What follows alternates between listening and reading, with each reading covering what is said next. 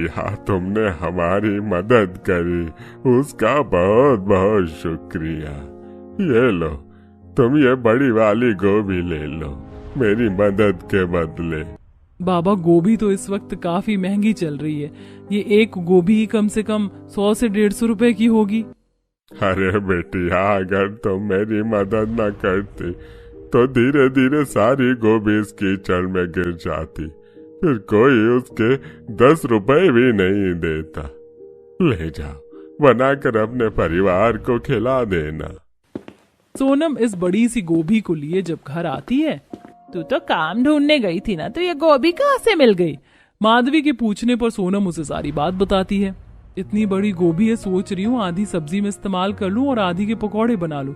वैसे भी आप सबका कब से गोभी के पकौड़े खाने का मन कर रहा है, लेकिन पकौड़े बनाने के लिए तो बेसन ही नहीं है, और अगर आटे के बनाएंगे तो किसी को भी पसंद नहीं आएंगे। बेसन नहीं है तो क्या हुआ, घर में चने की दाल तो पड़ी है, हम उससे बेसन बना लेंगे।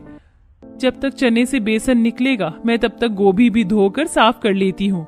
कोमल और सोनम घर में रखी हुई गेहूं पीसने की हाथ मशीन में अब चना दाल को डालकर पीसने लगती हैं, जिससे धीरे धीरे बेसन बनता है। तो वह दूसरी तरफ प्रीति भी गोभी को अच्छे से साफ कर धोकर छोटे छोटे पीस में काट लेती है और कढ़ाई में फ्राई करती है। चलो, जुगाड़ तरीके से हमारा बेसन भी बन गया। अब तुम जल्दी से बेसन का घोल बनाओ, मैं तब तक सिलबट्टे पर थोड़े मसाले पीस लेती हूँ। सोनम बेसन का घोल बनाती तो वहीं कोमल सिलबट्टे पर थोड़े मसाले पीस उसे बेसन के घोल में मिला देती है। तो वहीं प्रीति भी तली हुई गोभी को बेसन में डुबाकर गर्मा गर्म तल लेती है और हरी चटनी के साथ जब पूरा परिवार गोभी के पकौड़े खाता है। बहू, ये गोभी के पकौड़े तो उस दिन से भी बढ़िया बने हैं। मजा आ गया खाकर। क्या क्या मसाले मिलाए हैं तुमने इसमें? अरे इसके सामने तो पनीर के पकौड़े भी फीके हैं। अब आप गोभी के पकौड़े रोज बनाना, मैं रोज खाऊंगा, ये बहुत टेस्टी बने हैं। सच कहूँ तो हमने सोचा नहीं था कि गोभी के पकौड़े इतने टेस्टी बन सकते हैं। जुगाड़ तरीके से भी हमने कितने बढ़िया गोभी के पकौड़े बना लिए। उस दिन पूरा परिवार पेट भरकर गोभी के पकौड़े खाता है।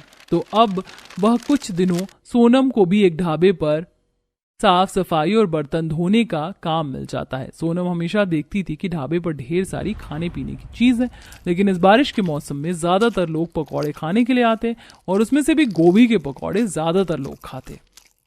अरे भाई साहब, वो ठेले वाला तो 50 रुपए के 6 पीस दे रहा था और आप 50 रुपए के सिर्फ 4 पीस दे रहे हैं। आपको नहीं पता वो ठेले वाला कितना बेकार तेल इस्तेमाल करता है, और जरा इस कढ़ाई का तेल देख लीजिए। और तो और मेरे पकौड़े का साइज भी बड़ा है, वो तो नन्हे नन्हे देता है। पकौड़े बेचकर भी ढाबे वाला देखते ही देखते दिन के 4 से 5 हजार रुपए आराम से कमा लेता। कुछ दिनों तक ये देख अब सोनम भी पकौड़े बनाकर बेचने का फैसला करती है, और जब वो इस बारे में घर में सबको बताती है, तुम लोगों के लिए बड़े बड़े सपने कभी खत्म नहीं होंगे।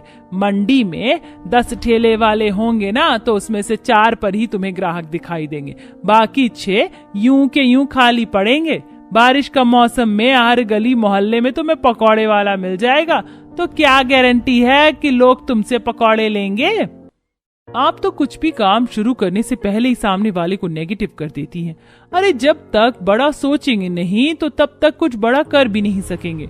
सोनम, कोई तुम्हारे साथ हो या ना हो, लेकिन मैं तुम्हारे साथ जरूर हूँ। मैं भी तुम्हारी गोभी के पकौड़े बनाकर बेचने में मदद करूंगी।